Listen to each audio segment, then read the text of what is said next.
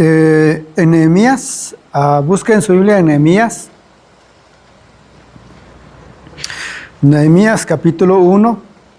Vamos a estar dando lectura a este pasaje. Capítulo 1 del verso 1 al verso 5.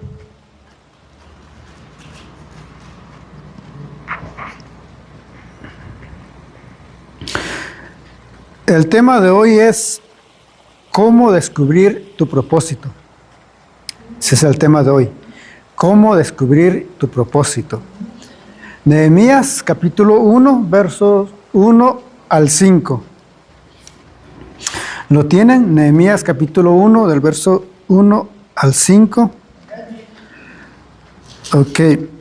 Voy a dar lectura, hermanos, y me siguen con su vista. Dice así la palabra del Señor, en el nombre del Padre, del Hijo y de su Santo Espíritu. Palabra de Nehemías, hijo de Acalías. Aconteció en el mes de Quisleu, en el año 20, estando yo en Susa, capital del reino, que vino Hananí, uno de mis hermanos, con algunos varones de Judá, y les pregunté por los judíos que habían escapado, que habían quedado de la cautividad, y por Jerusalén. Y me dijeron, el remanente, los que quedaron de la cautividad, allí en la provincia, están en gran mal y afrenta, y el muro de Jerusalén derribado, y sus puertas quemadas a fuego.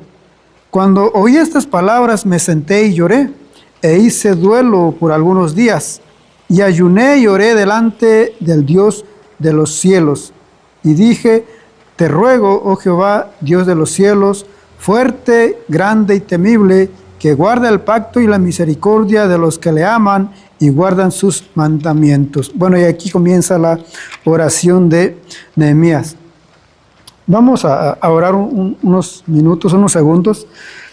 Te damos gracias, Señor, una vez más por este tiempo. Gracias por la oportunidad que nos das de poder estar en tu casa, de poder escudriñar tu palabra, de poder aprender, Señor, de tu palabra. Te pido, Dios, que seas tú, Señor, que tu Espíritu Santo sea hablando a nuestras vidas, hablando a cada corazón, a cada mente, Señor.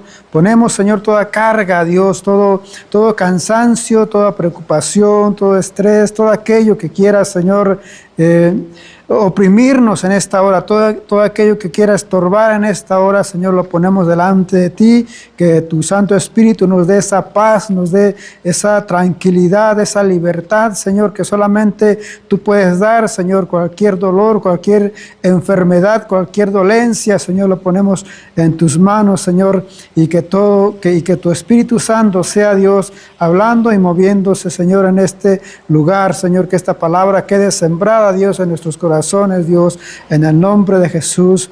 Amén y amén. Bendito sea el nombre del Señor. Les comentaba que el tema de hoy es cómo descubrir tu propósito. Algunos dicen o algunos piensan que no es importante saber cuál es el propósito por el cual estamos en esta vida o por qué Dios nos trajo o por qué estamos en esta tierra. Algunos no le dan importancia y dicen que no es necesario, simplemente uno está en esta vida y uno tiene que vivir o aprender o hacer lo que uno pueda o tenga que hacer. Otros le dan mucha importancia a descubrir el propósito por el cual uno está en esta vida. Y cuando vamos a la Biblia, creo que es importante, al menos para nosotros, saber cuál es el propósito por el cual Dios nos ha puesto en este mundo. Y no solamente en este mundo, sino el propósito por el cual Dios nos ha llamado. La Biblia dice que Dios nos ha llamado con un propósito. Uno de los problemas, pienso, ¿por qué creen ustedes o por qué es importante, al menos, y ya cada uno sabrá, si es importante o no es importante para cada uno saber su propósito? Pero una de las cosas, en lo personal, ¿por qué creo que es importante? Porque están eso, como en todo, hay esos dos extremos. Si uno no conoce, si uno no le interesa el propósito de nuestra vida, el propósito por el cual uno está en este mundo, lo que pasa es que uno solamente vive la vida mientras el tiempo, mientras los días, mientras los años van transcurriendo, sin uno preocuparse en qué uno va a hacer el día de mañana o qué es lo que uno va a dejar como legado. O si cuando uno fallezca, cuando uno parta de este mundo, ¿qué es lo que se va a recordar o cómo nos van a recordar a nosotros? Ya sea los amigos, los familiares, los padres o los hijos. ¿Cómo vamos a ser recordados? A lo mejor a uno no le interesa eso. Simplemente uno quiere vivir su vida. Y cuando uno no tiene ese sentido del propósito, lo que puede pasar también es que muchos o algunos de los que se quitan la vida es porque no le hayan sentido a su vida. Como que no sienten que su vida no tiene ningún propósito, que no tienen nada que hacer en este lugar, como que están de más en este planeta, como que su vida simplemente no tiene ningún valor en este mundo. Y por esa razón llegan a ese punto y toman esa decisión de terminar con su vida. ¿Por qué? Porque no le encuentran ningún sentido a su vida. Por el otro lado, y eso ocurre no solamente en el ámbito secular, en el día a día de las personas, sino que eso puede ocurrir también aún dentro de la iglesia. Aún como cristianos, hay personas que se han quitado la vida por esa misma razón. O hay cristianos que muchas veces también viven o vivimos un cristianismo sin sentido.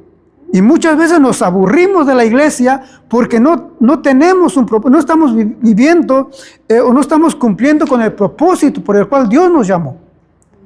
Muchas veces la gente también se aparta de la iglesia y se va de la iglesia. ¿Por qué? Porque se aburre, porque dice, bueno, ¿cuál es el chiste? ¿Cuál es el propósito de ir a la iglesia? Si lo mismo que hago en la iglesia lo puedo hacer en el mundo, lo puedo hacer en otra religión o lo puedo hacer en mi vida normal. ¿Cuál es el propósito de ir a la iglesia? Entonces, cuando no tenemos, aún como cristianos, si no conocemos el propósito, muchas veces la iglesia se nos hace aburrido, se nos hace cansado. Y preferimos muchas veces mejor alejarnos porque da igual estar aquí que estar en el mundo o que estar en cualquier otro lado.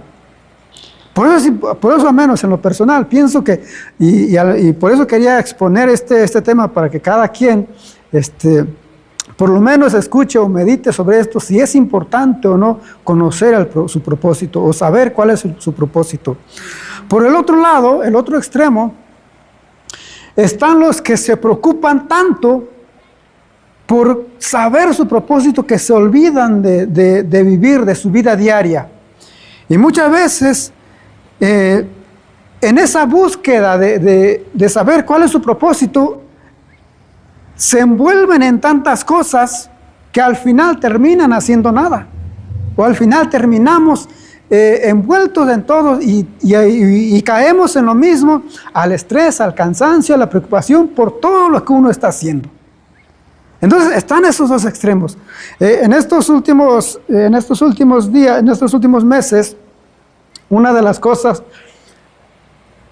que a mí me gusta, o que a mí en lo personal me gusta hacer, o me gusta, y que estoy haciendo, es por lo menos, se los he dicho, de que me gusta por lo menos tratar de, tal vez no de enseñar, pero sí por lo menos dar de lo que yo tengo, dar de lo poco que yo sepa. Eso es una de las cosas que a mí me gusta. Otra de las cosas que a mí me gusta es la carpintería. A mí me gusta hacer muebles, me gusta trabajar con los muebles. Desde cuando estaba en la secundaria nos dieron en ese periodo de la secundaria, en México nos dieron talleres de carpintería.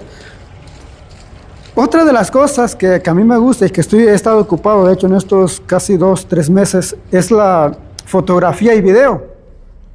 Entonces, y a veces la pastora me estuvo llamando ayer, estuve platicando con ella ayer, pero de hecho estaba ocupado con eso ayer. Y es lo que hago los sábados, más que nada los sábados. Entonces estoy ocupado, estoy en eventos algunos son eventos propios, digamos, míos, pero en la mayoría le ayudo a otro muchacho que él se encarga de eso, y a veces cuando tiene mucho trabajo me llama a mí para ayudarle. Y entonces estoy envuelto en eso. Esas son las 3 cosas que en estos últimos meses he estado ocupado y que son cosas que a mí me gustan. Lo que es un poco de enseñanza, carpintería, y lo que es foto y video. Pero como digo, muchas veces uno queriendo hacer mucho, cuando uno quiere hacer mucho, uno termina cansado y al final uno tiene que decidirse por algo.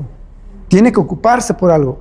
Por ahora lo que dejé un poco es la carpintería, que a veces compré unas herramientas y todo, y los dejé ahí, pues en esos últimos días he estado ahí solamente. ¿Por qué? Porque he estado ocupado con lo que es fotografía, que es lo que más tiempo me ha ocupado ahorita, y un poco de lo que es la enseñanza.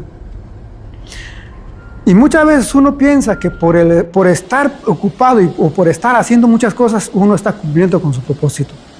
Uno a veces cree que no, es que yo estoy haciendo esto, pues para algunos o para muchos eso es estar ocupado o estar haciendo algo. Y no, al final uno termina haciendo nada, uno termina como que igual, como que si uno no tuviera propósito. ¿Por qué? Porque uno está haciendo aquí y allá.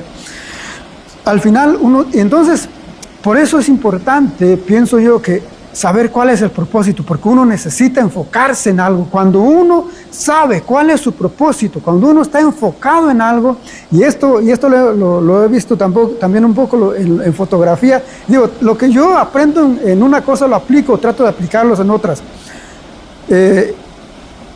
Cuando uno toma fotos o videos, uno tiene que enfocarse en un objetivo, en algo, porque si uno no se enfoca, si uno no enfoca el objetivo, todo sale empañado o enfoca otra parte a algo que uno no quiere agarrar.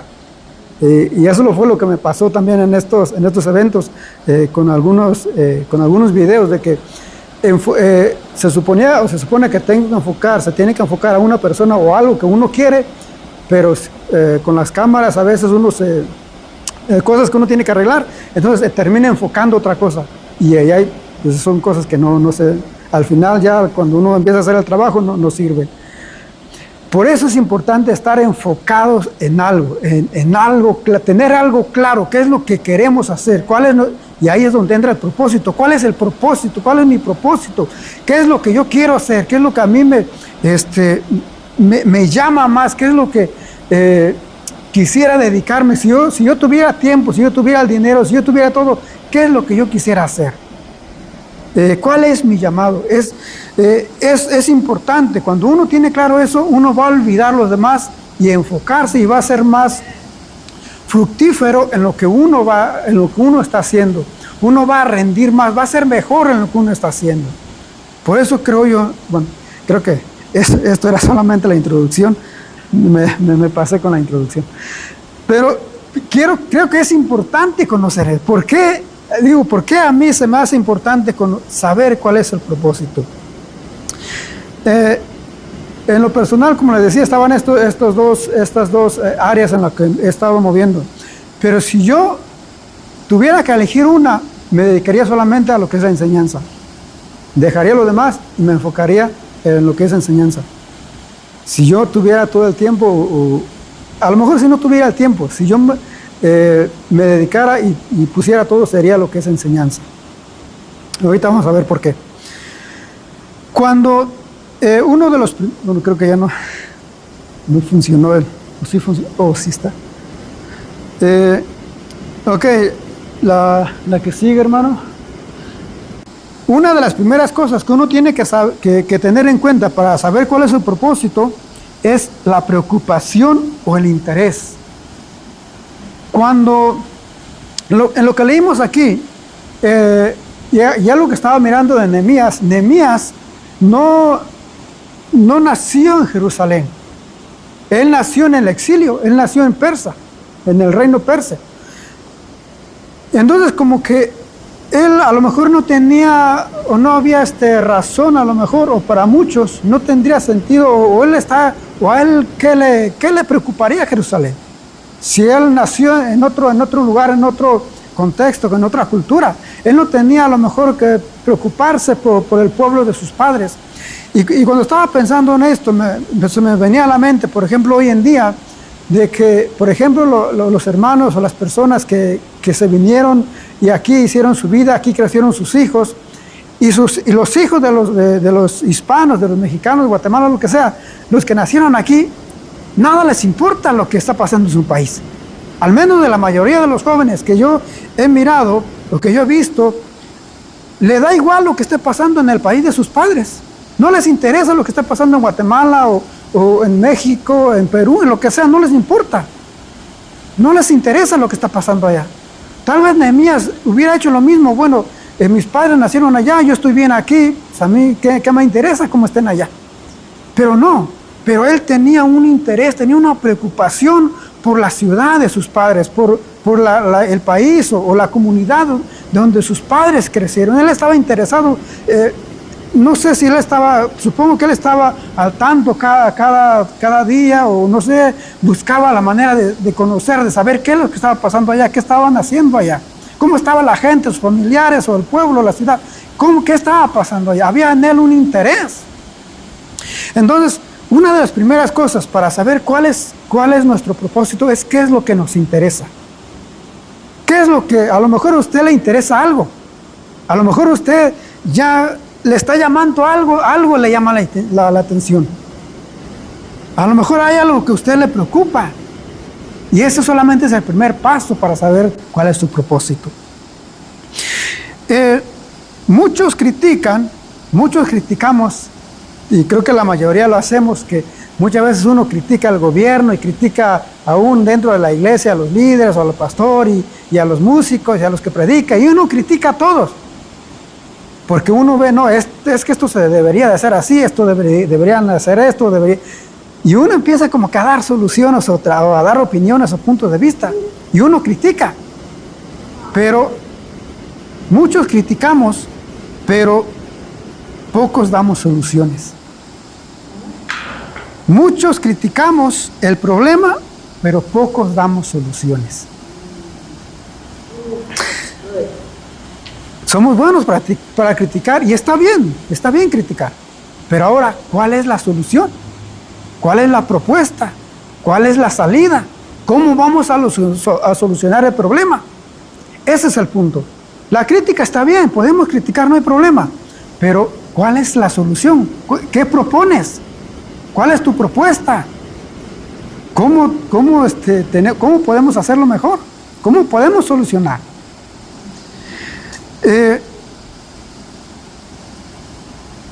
Es importante que nosotros, hermanos, les decía de que si hay una preocupación en usted, a lo mejor a usted, por ejemplo, esto de ayudar a la hermana allá en Guatemala, a alguien se le ocurrió, o alguien vio una necesidad y dijo, bueno, aquí hay un problema, hay que ayudar, hay que hacer algo tenemos que hacer. Entonces, vamos entendiendo un poco, vamos viendo, vamos descubriendo cuál es el propósito, cómo descubrir el propósito. Niñas,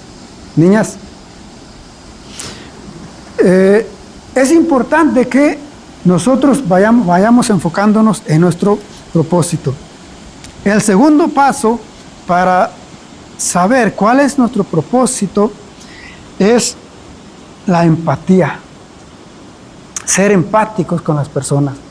El siguiente, hermano. La empatía. La empatía dice, la empatía es la capacidad de comprender los sentimientos y emociones de otras personas e intentar experimentar de forma objetiva y racional lo que está sintiendo. Eso es la empatía, eso es ser empático. Y les decía de esta hermana que está en Guatemala, alguien vio un problema, alguien vio, aquí qué podemos hacer. ¿Por qué? Porque fue empático con esa hermana, porque si se sintió, sintió lo que esa hermana está sintiendo. Se preocupó por la situación de esta hermana. A lo mejor alguien más se preocupa, no sé, por otra cosa. Y una de las cosas que siempre le decía también allá a los jóvenes en la iglesia era de que para servir a Dios no es solamente en la iglesia. A veces uno cree de que, yo quiero servir a Dios, entonces tengo que cantar, o tengo que predicar, tengo que estar en la iglesia. No, servir a Dios es en todo lugar. A lo mejor algunos están llamados a servir en la iglesia, pero para servir a Dios está todo el mundo, está allá afuera. Están otras cosas que se tienen que hacer. Uno puede mostrar a Dios, uno puede predicar a Dios, reflejar a Dios allá afuera, con otras cosas, ayudando a las personas, viendo cómo ayudar a las personas. No solamente dentro de la iglesia. De hecho, aquí es donde uno viene a aprender, a ver qué es lo que Dios nos dice, cómo Dios nos manda a ayudar, cómo Dios nos da las herramientas para poder usarlas allá afuera. Entonces, por eso la Biblia dice dijo Jesús, de que la mies es mucha, pero los obreros son pocos. Y a veces uno quisiera tener el tiempo para predicar, o quisiera tener el tiempo para tocar y para cantar y estar al frente. Y muchas veces, porque cuando uno está al frente, es a uno a quien la gente mira. Muchas veces cuando uno está aquí al frente, a uno es a quien la gente mira. Y a veces uno a lo mejor le gusta que la gente lo esté mirando. Pero allá afuera es donde hay más necesidad. Allá afuera es donde está la necesidad. Allá afuera es donde uno puede hacer algo más. Y aún dice la Biblia de que cuando nosotros hacemos algo en privado, Dios nos lo va a recompensar en público. Entonces es mejor hacer algo cuando la gente no nos ve, porque así Dios nos va a recompensar. Pero dice pero si alguien hace para que la gente lo vea, bueno, esa persona ya tuvo esa recompensa. Esa es su recompensa, el aplauso de la gente, el que la gente lo haya visto, esa es su recompensa, ya está, no hay más. Pero cuando hacemos algo y nadie nos ve, allá calladitos, sin hacer alborotos, ahí es donde Dios nos va a recompensar. Ahí vamos a tener la verdadera recompensa. Entonces, para hacer algo, para servir a Dios, para trabajar en la obra de Dios, no es aquí, o no solamente es aquí en la iglesia, dentro de la iglesia, sino allá afuera es donde está la verdadera necesidad, y allá afuera es donde podemos servir mejor o mostrar mejor a Dios. Les mencionaba acerca de mi preocupación. ¿Por qué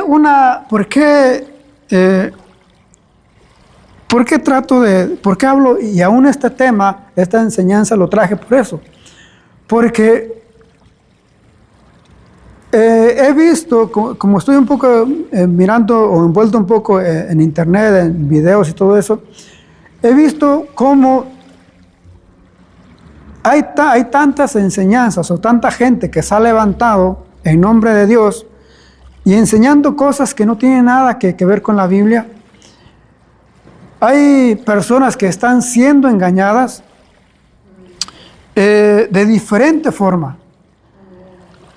Y por eso es algo que a mí en lo personal me preocupa o me llama la atención, por lo menos me inquieta. El que las personas sean engañadas, o el que uno viva solamente, o que uno viva sin sentido, o que uno viva sin propósito, o que uno solamente venga a la iglesia y de aquí para la casa y hasta el otro domingo. ¿Por qué? Porque nos vamos a cansar. ¿Por qué? Porque va a llegar un momento en que uno dice, bueno, otra vez a la iglesia, pero ¿después qué? ¿Después qué hago? ¿Después qué sigue? Por eso a mí, eso es algo que a mí por lo menos me inquieta, y por eso trato la manera de aportar con algo que por lo menos escucho, entiendo. Y creo que esta es una de las cosas. Cuando uno, ¿por qué? Porque uno ve la necesidad, porque uno se preocupa, porque uno ve un problema. Entonces, cuando uno ve un problema, hay que buscar la manera de cómo solucionar ese problema, de cómo atajar. Y esa es una de las cosas por las cuales yo trato de dar este tipo de temas. Y esta Y esta enseñanza lo quería hacer, lo traía en una serie de tres enseñanzas. ¿Por qué? Porque está la parte de cómo descubrir el propósito, pero está la parte también de cómo prepararse para cumplir con el propósito, y está la parte de cómo prepararnos para cuando los ataques vengan.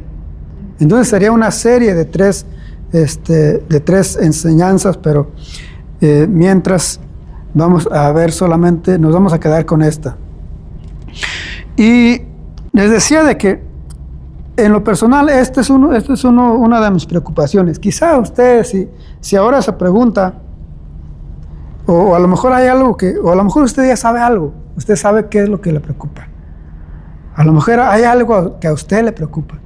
Y quizás eso sea algo que Dios ha puesto en usted.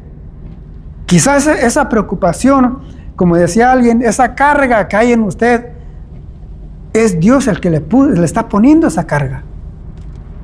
A lo mejor hay una preocupación en usted, hay una carga en usted, que a lo mejor fue Dios el que la puso para que usted lo lleve a cabo, para que usted lo haga, para que usted se mueva. Entonces, si hoy se pone a meditar, ¿qué es lo que me preocupa a mí? ¿Qué es lo que me inquieta por las noches? ¿O qué es lo que hay en mi mente que no me deja en paz? ¿O en qué estoy pensando todo el día? Si se pone a meditar, a lo mejor hay una preocupación en usted. Dios puso una preocupación, Dios puso una carga en Nehemías. Y él, como vamos a ver, él poco a poco fue descubriendo cuál era esa carga, qué era lo que él tenía que hacer. Sería buen ejercicio que nos preguntáramos el resto de la tarde cuál es esa preocupación que hay en nosotros, qué es lo que nos inquieta, cuál es esa carga que hay en nosotros. Y a lo mejor es algo que Dios ha puesto para que nosotros la llevemos a cabo. El libro de Nehemías se usa, o digamos, algunos lo han estudiado o lo han expuesto como un libro de liderazgo. Si usted lee todo, y sería bueno que lea, y más en este sentido, con este tema, o con esta visión de propósito o liderazgo, que lea el libro de Nehemías y el libro de Esdras, porque de hecho Nehemías y Esdras trabajaron juntos. Nehemías como gobernador y Esdras como sacerdote. Ahora, si usted ve el contexto de cómo ellos estuvieron trabajando, uno puede aprender mucho más que nada acerca de liderazgo, y en este tema en cuanto a lo que es el propósito, bueno, y ya todo lo que uno puede aprender de estos dos libros y de estos dos líderes, dos personajes. Sería bueno que lo leyera. Nehemías solo tiene 13 capítulos, Esdras tiene menos, entonces en un día a lo mejor lo lea. Hay un libro que se hizo muy, muy famoso en un tiempo, y que de hecho yo lo compré, leí el libro Liderazgo con Propósito. No sé si alguno se recuerda, o sea, alguno lo tiene todavía. Liderazgo con Propósito fue desarrollado con el libro de Nehemías. Eso fue un libro muy, muy famoso, y ese libro fue tomado de Nehemías, solamente fue explicando el libro de Nehemías en cuanto al liderazgo. Creo que Rick Warren fue el que escribió el libro, el de Una vida con propósito, también fueron dos libros muy, muy famosos en su tiempo. Y digo, al menos el libro de Liderazgo con Propósito fue un libro que me gustó, porque está basado en el libro de Nehemías. Entonces, el segundo paso, como les decía, era el de la empatía. El tercer paso para conocer el propósito o nuestro propósito es buscando soluciones. Aquí vamos entrando ya a cómo desarrollar ya nuestro propósito. buscando soluciones. Muchos de los, dice ahí, muchos de los males en la sociedad son las consecuencias de apartarse de Dios. Por lo tanto, la solución es volver a Dios, algo que escribí ahí. Les comentaba, con esto les comentaba acerca de Nehemías, de Esdras, porque una de las cosas que pasó en este periodo de la reconstrucción de los muros, más que nada, el contexto en ese tiempo de los muros de la ciudad, estaba mirando de que parece que ahorita no recuerdo si el presidente todavía sigue empeñado con el muro en la frontera, pero en su primer mandato él estuvo muy enfocado, muy empeñado con el muro en la frontera con México. Y bueno, para evitar el cruce de migrantes, pero dentro del contexto, y al menos en la época en que estuvo Nehemías, o en la parte, a lo mejor parte del Antiguo Testamento, es de que en ese tiempo, o sea, un muro no era solamente para que no cruzaran otras personas o nadie entrara, no, sino que, o sea, el muro representaba algo, tenía una importancia, cumplía un papel, no solamente por tener muros, sino que, o sea, el muro representaba de hecho el poder de Dios. Si una ciudad no tenía muros, eso significaba de que el Dios de esa ciudad, de esa gente, los había abandonado, o ese Dios era muy débil, ese Dios no podía defender a su pueblo, a su gente. Entonces el muro representaba algo, no solamente levantar ahí una barda, sino que tenía un significado. Por eso era la preocupación de Nehemías. Por eso Nehemías dice, bueno, o sea, ¿qué va a pensar la gente de los muros de la ciudad? ¿Qué va a decir la gente de nuestro Dios? O sea, ¿qué dirá la gente que nuestro Dios nos ha abandonado? O que nuestro Dios no puede defendernos. ¿Por qué? Porque el muro significaba algo. En una ocasión hablaba también un poco acerca de los muros también. Por eso les decía de que cuando uno se mete en el libro de Nehemías, uno puede aprender o puede sacar tantas cosas. Porque, por ejemplo, cuando uno habla de los muros y empieza a meterse en el libro de Nehemías, dice de que cuando él pone a trabajar, empieza la reconstrucción y él empieza a organizar a la gente, dice de que él empieza a organizar por familias, y que cada familia reconstruyera la parte del muro que estaba en su terreno, digamos, o donde estaba su casa, donde le tocaba a esa familia. Entonces cada familia se encargaba de reconstruir donde estaba su casa, o una cierta parte, con su familia. Y cuando uno se empieza a meter, o al menos cuando uno empieza a tratar de sacar algo y meternos en los muros con la familia, o hablar de los muros dentro de la familia, la importancia de levantar muros en torno a la familia. ¿Por qué hay tantas familias destruidas? ¿Por qué hay tantas familias que están deshechas, que están separadas, que cada quien agarra por su lado? ¿Por qué hay tantas familias así divididas? Porque no hay muros quizás alrededor, porque no hay defensas, porque a lo mejor el líder o la familia o los líderes no se preocupan por levantar muros alrededor de su familia. Por eso los hijos están por un lado, el papá, el esposo por otro, la esposa. ¿Por qué? Porque no hay muros alrededor de esa familia. Por eso cuando uno se mete y profundiza en el libro de Nehemías, empieza a uno a aprender tantas cosas que hay en este libro. Pero eso sería otro tema. Pero cuando él empieza a levantar escalos, dice que los hace por familias, y cada familia levanta una parte del muro.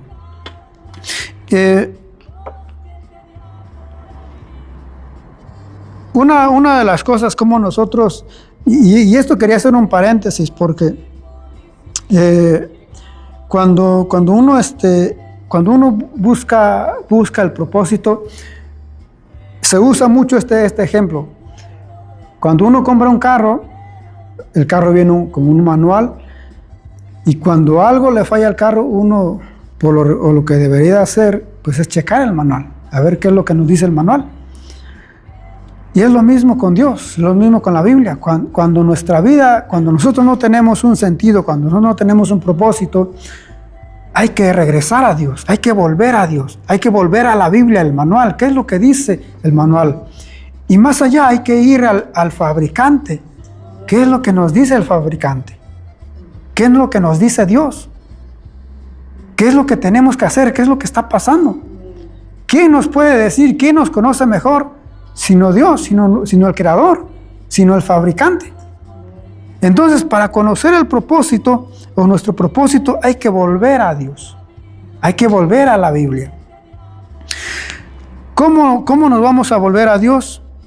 En oración. Vamos a ver algunos pasajes aquí. Y vamos, Isaías, por ejemplo, ¿qué es lo que nos dice en Isaías capítulo 55? En cuanto a la oración. Isaías capítulo 55, verso 6.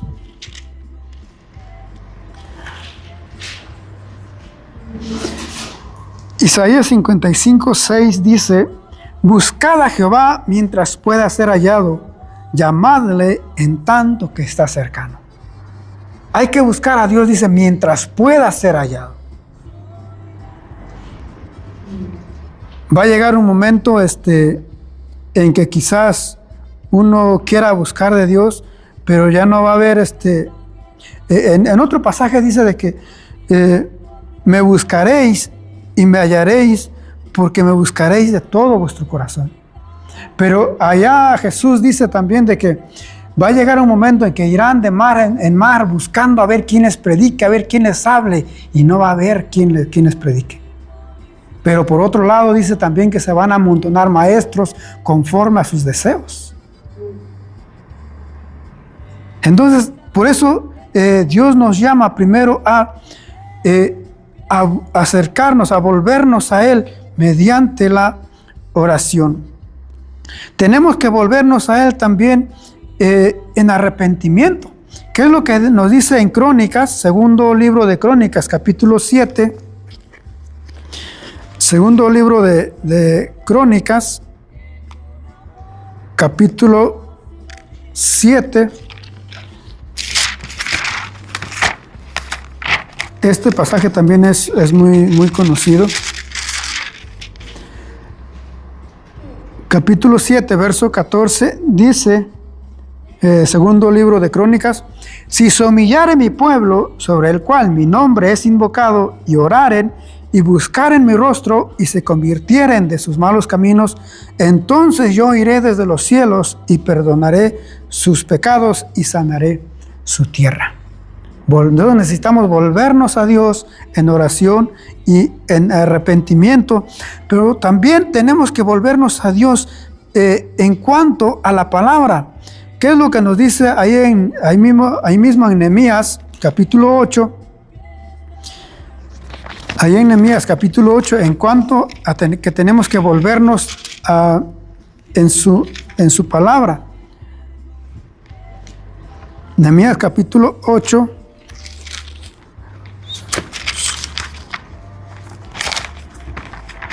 Ya vamos a ir terminando. Capítulo 8, verso 9.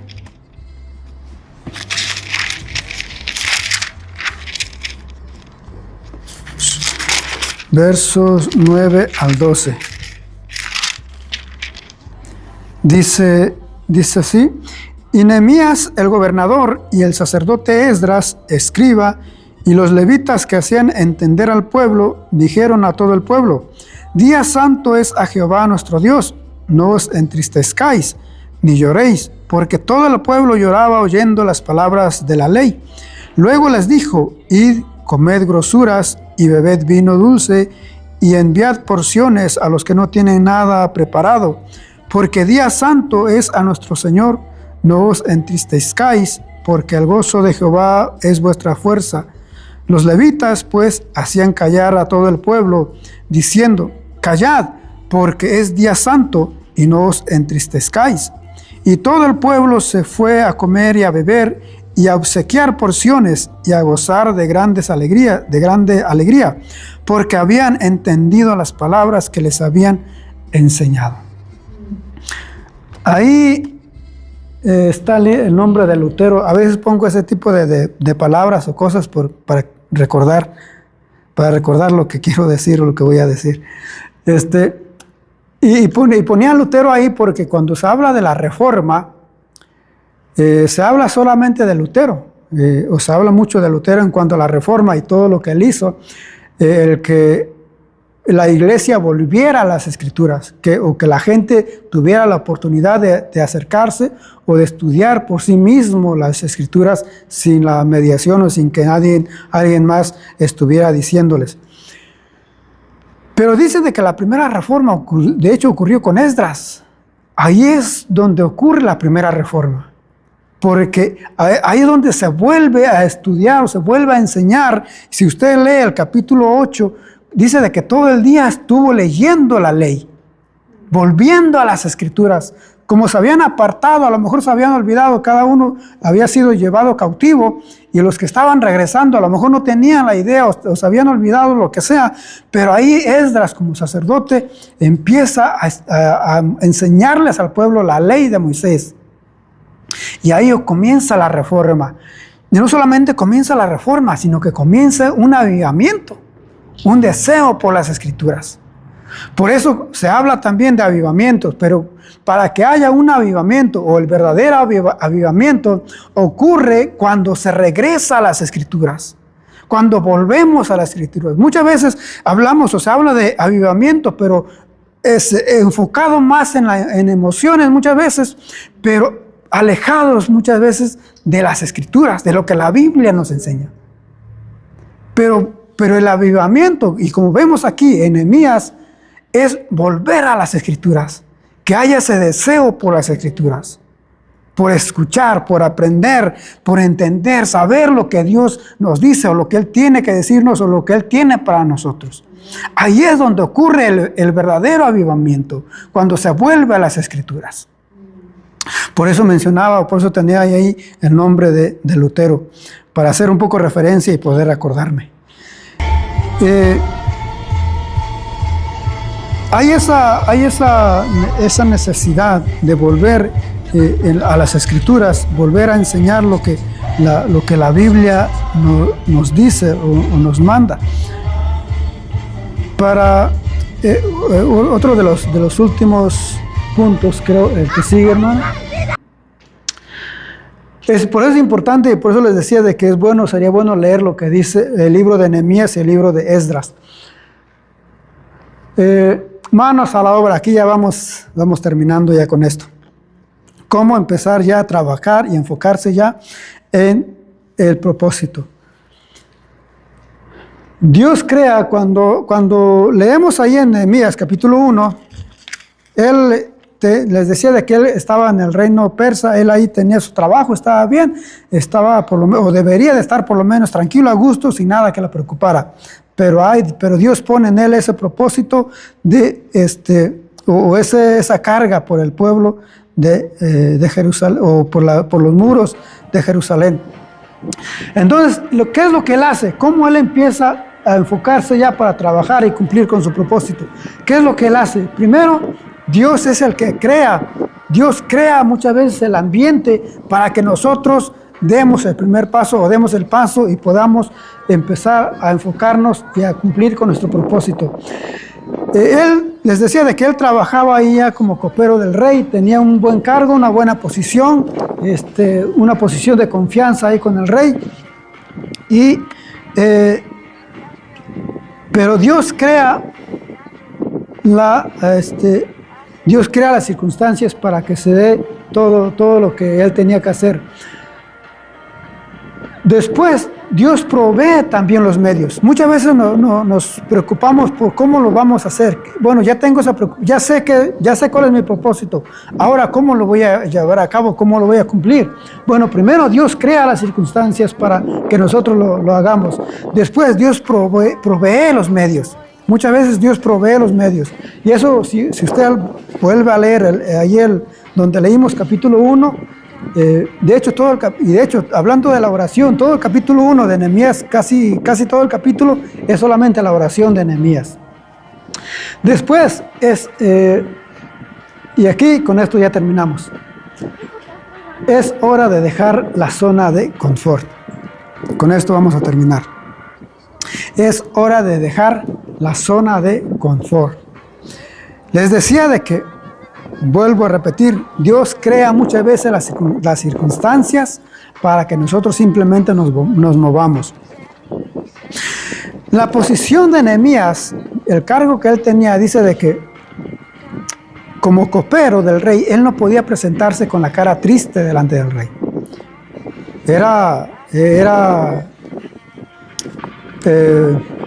Podía morir. Si alguien se presentaba así, podía morir. Entonces pero Dios crea esa circunstancia. Dios, y si usted empieza a leer ahí va a entender y va a ver muchas cosas ahí. Pero Dios crea eso. Después Nehemías dice de que él estuvo ahí en el capítulo 1, les repito de que casi todo el capítulo 1 es la oración de Nehemías. Como Dios empieza a orar a Nehemías y a poner todo en las manos de Dios. Después de que ya la había orado y ya está delante del rey, el rey le empieza a preguntar y Nehemías ya empieza a desahogarse o a contarle al rey cuál era su preocupación y por qué él tenía el semblante triste. Bueno, pero si uno empieza ya después si uno sigue con la historia de Nehemías, llega un momento, y esto no lo dije al principio, por eso lo dejé al final, porque quizás para uno eso sería lo más difícil. ¿Qué es lo más difícil? Dejar la zona de confort, dejar nuestro lugar seguro. Nehemías tenía una posición, un lugar, un cargo, un trabajo, todo seguro. Él no tenía nada de qué preocuparse.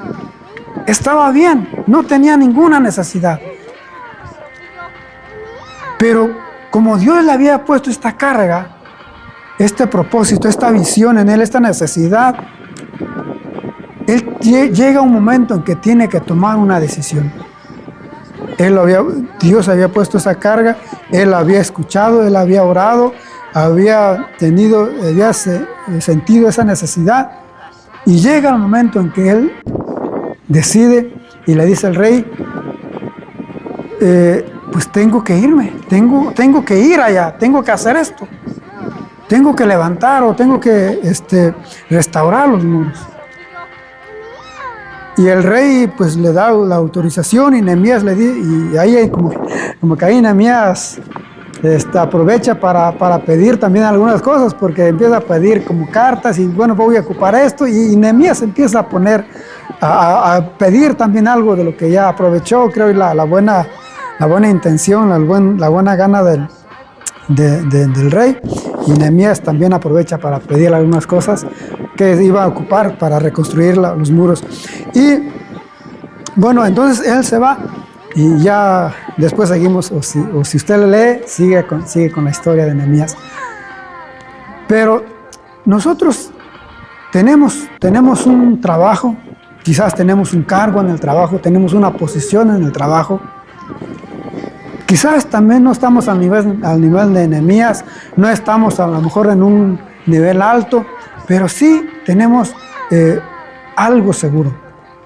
Sí, quizás tengamos una situación económica, una posición social, un nivel social, quizás tenemos algo seguro. Estamos confiados, estamos seguros, no nos preocupa nada, aunque haya algo que nos inquiete, aunque haya algo que Dios ha puesto en nosotros, aunque haya o a lo mejor lo único que nos preocupa es algo que Dios ha puesto en nuestro corazón. A lo mejor lo único que nos inquieta es una carga que Dios ha puesto en nosotros. Ese es el único problema. Tenemos todos seguros, pero como le dijo Jesús a aquel joven, una cosa te falta. Y a lo mejor eso es lo que a nosotros nos inquieta y no está permitiendo que nosotros cumplamos con nuestro propósito.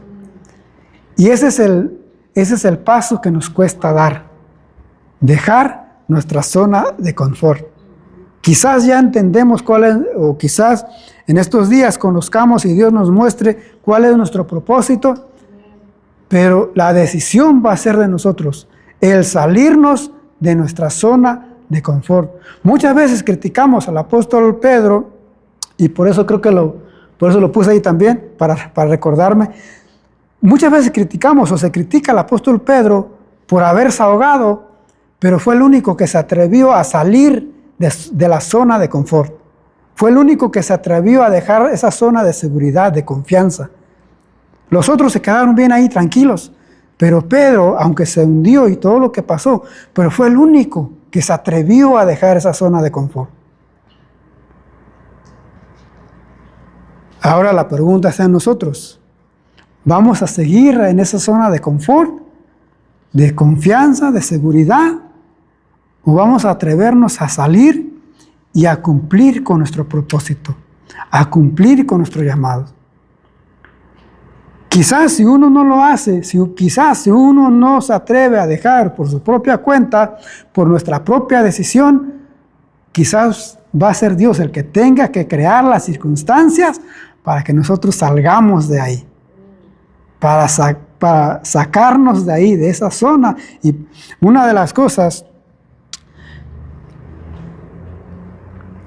de todos los años que yo tengo acá, en Estados Unidos, en mi mente nunca estuvo comprar una casa, comprar una traila, tener algo acá. Que no recuerdo si ya les había comentado esto. Pero llegó un momento que mis hermanas se vinieron sin yo saber nada, y de repente llegan mis hermanas aquí conmigo, y llegan con mis sobrinas, y llegan con toda la familia.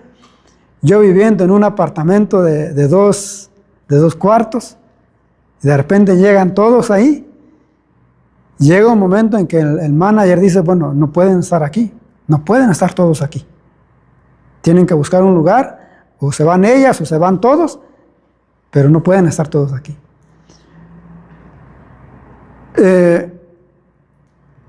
Yo no tenía, nunca pasó por mi mente el agarrar un lugar, pero todo eso me obligó a buscar un lugar donde pueda yo estar con mi familia, con mis hermanas, con mis sobrinas, pero no porque yo quise, sino porque la situación, la circunstancia me obligó a hacerlo.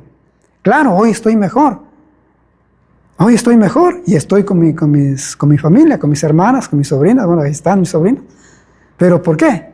Porque la circunstancia me obligó a hacerlo. Si nosotros no tomamos la decisión, quizás sea Dios el que tenga que crear las circunstancias y nos saque de donde estamos y así poder cumplir con el llamado, con el propósito que Él tiene para cada uno de nosotros. Que Dios les bendiga, mis hermanos. Dejo el tiempo con la pastora.